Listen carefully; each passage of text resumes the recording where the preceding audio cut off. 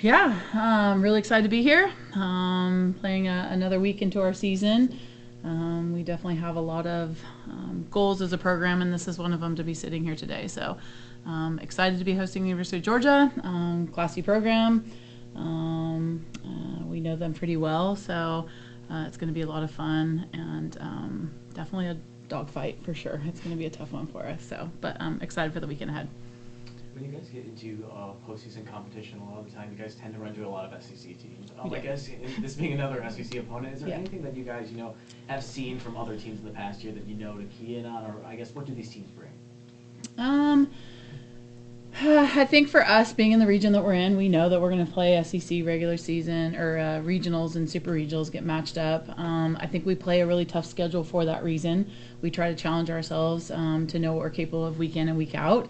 That's a big part of it too. I think for our players too, they know each other really well, so it's not really an SEC, ACC thing. It's more of playing at this level that we want to play at. So I think that fully prepared. I'm really proud of our conference right now, and knowing that Clemson and Duke are getting after this weekend also, because that really, again, makes our every weekends tough, which has been the motto of the SEC, the toughest conference. And you can say that when you have a lot of teams in postseason. Well, now we're starting to belly up to the bar a little bit and being able to say that too. So I know that we're facing really good pitching and really good hitters and being in a lot of those big moments. And for us and our fan base has been outstanding, because now we are adding atmosphere to the games, and we got that with Clemson, we got that with Vautech a little bit too. So some of the things that in the past have not been a part of a SEC atmosphere are now part of all softball atmospheres. So JJ can be in the outfield and she has people yelling at her. 5 years ago, that's still unique. Now it's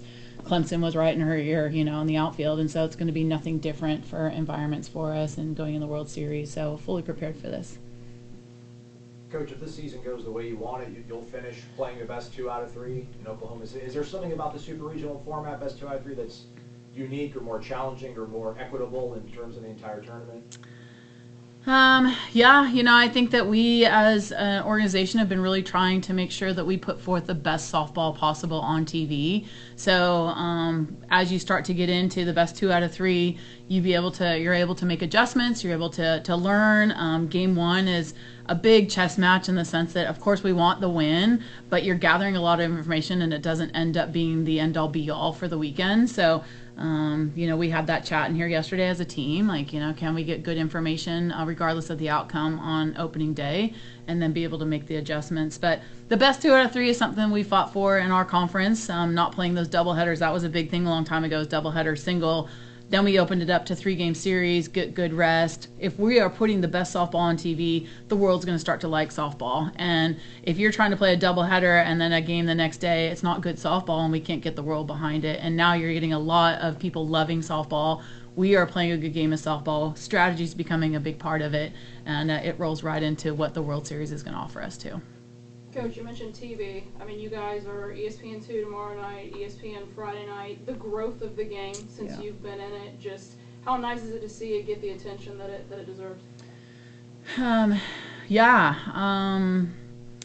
mean, I always joke, I think I have one VHS tape of me playing for 2 innings, from way back in the day. And I also joke too, Jessie Warren was here this last weekend, and I remember going to the World Series with Jessie, and she made a couple plays, and a lot of people in press conference were like, wow, you surprised? And I'm like, oh, no, I'm not surprised. We see that every day by Jessie. You guys are seeing these guys make plays all the time because now there's media coverage. And so what used to be in baseball is, I want to be like Ken Griffey, I want to be like this. Well, people can say that now because they are seeing it. And it's super cool to see the game grow in all levels on that side, because that only benefits our sport to want to be a Jahni or want to be a Dev, right? And they get to see that. So really proud of it. I push it as much as I can. These guys are pushing it as much as they can to give younger girls in the sport the opportunity to grow. So very thankful for ESPN.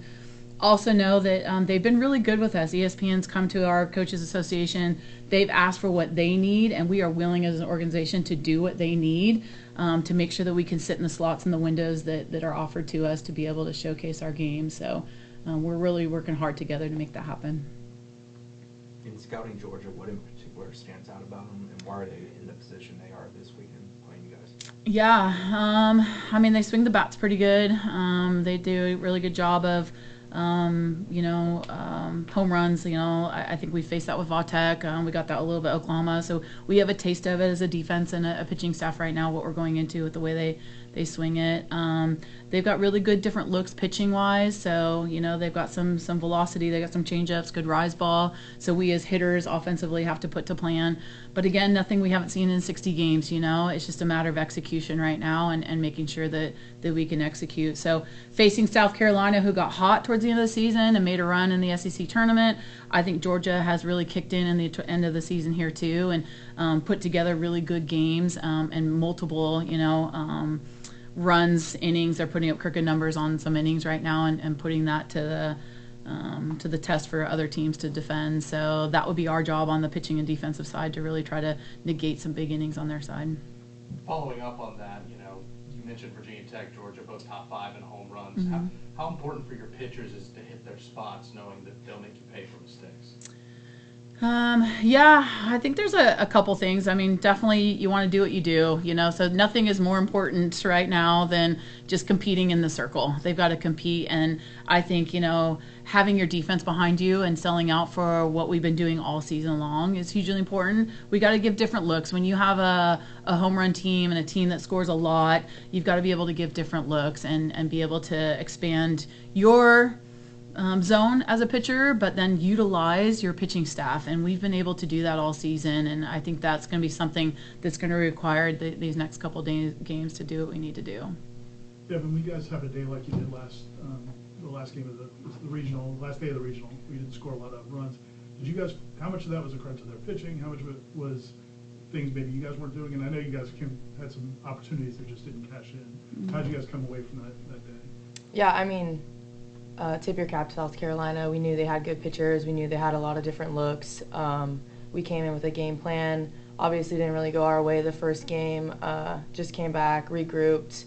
Knew that we kind of just have to get that one run across the board. We talk a lot about our identity as an offense and what works for us. And I think at this point in the season, we have a pretty good idea of what we need to do to win ball games and what we need to do to back up our pitchers. So that was really just it. We were all really just focused on team softball, like how do we get that one across the board.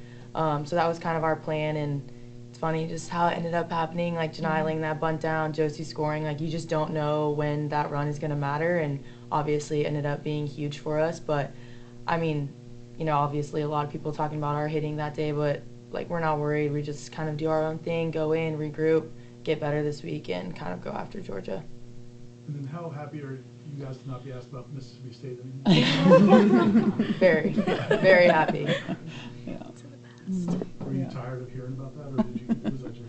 I wouldn't say necessarily tired. I would just say it's kind of a growing moment for us. So it's a moment that we could reflect on and try to get better from it. I mean, it is something that we might have felt coming into this regional this past weekend, but I mean, another growing moment.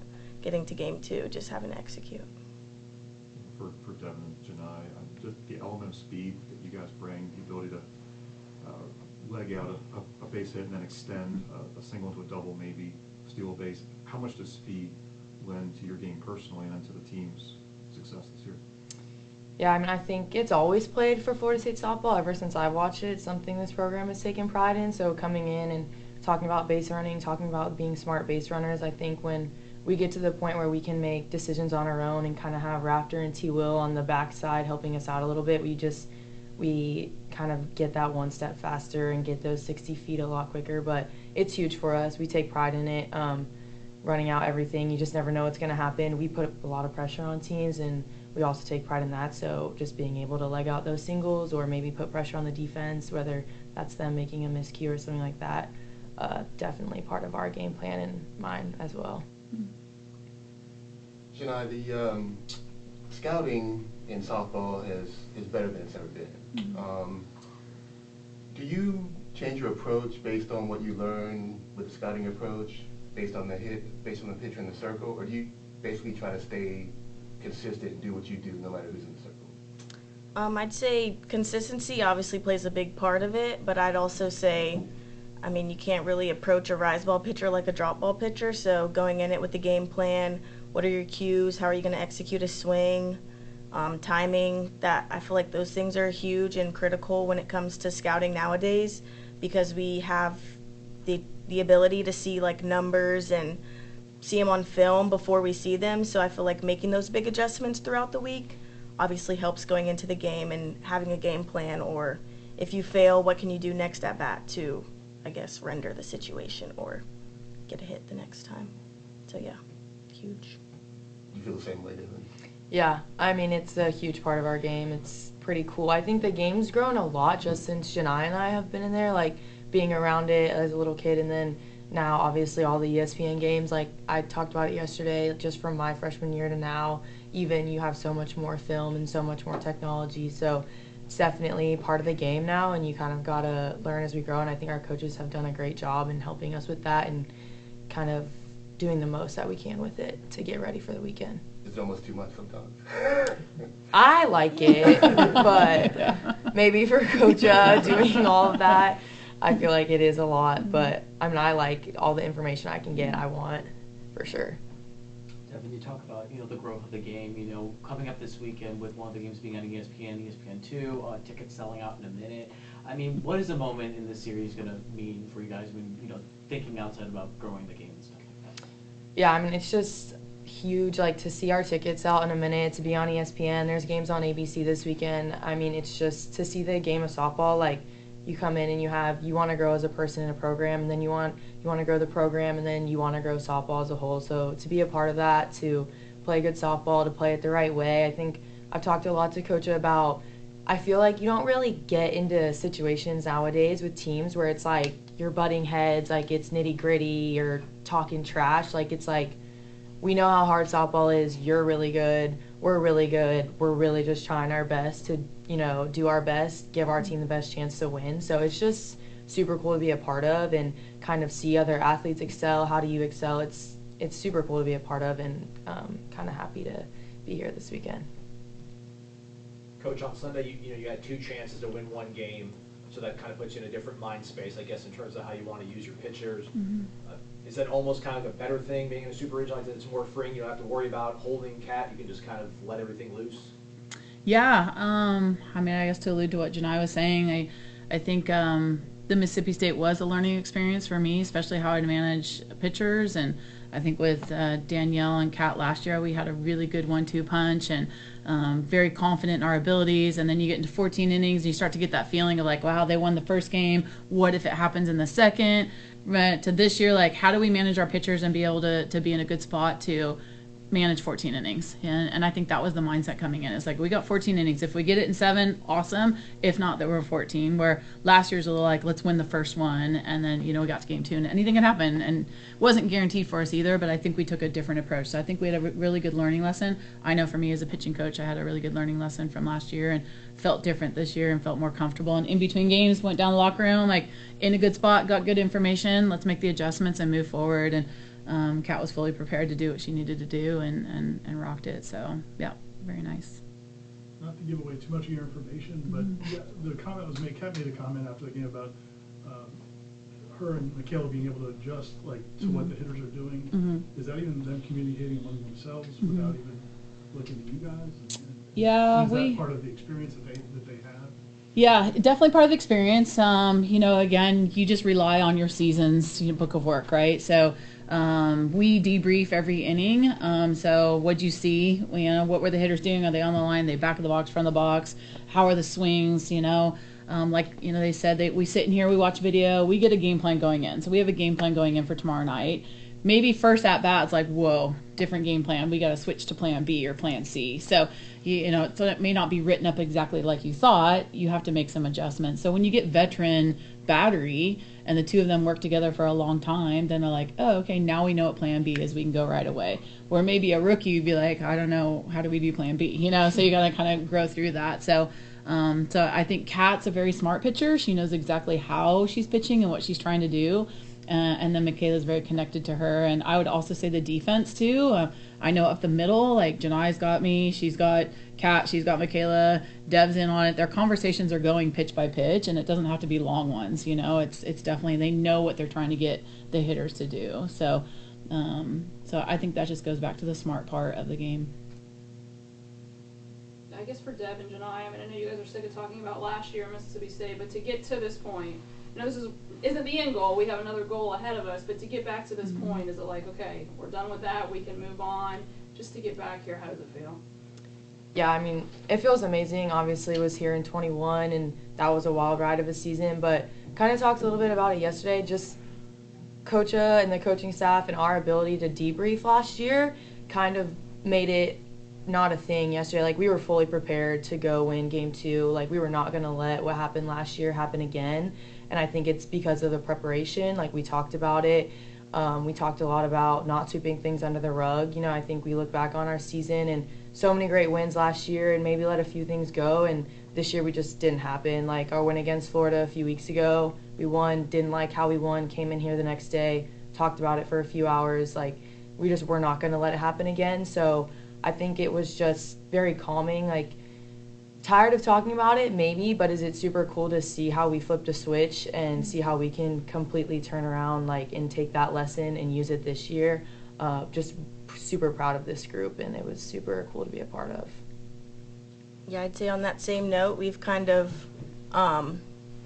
taken a part of, like, our safeties, like what are our safeties, and what can we improve on from game 1 to game 2 or game 1 to game 3, whatever it is.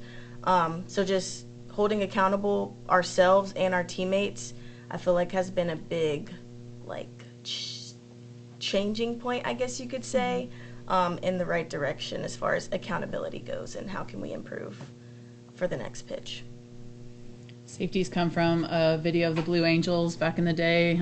They would go up and they run flight patterns and they come back and they'd sit in a room and talk about, man, like, this was really cool, I did this, but I kind of cut my wing this way, or I could have prepped this way. And they get up in their room and just, you know, talk about how they could be better even though it was successful. So we call those safeties, and that's what we do on debrief days. Happy to be here. Happy to be here, yes.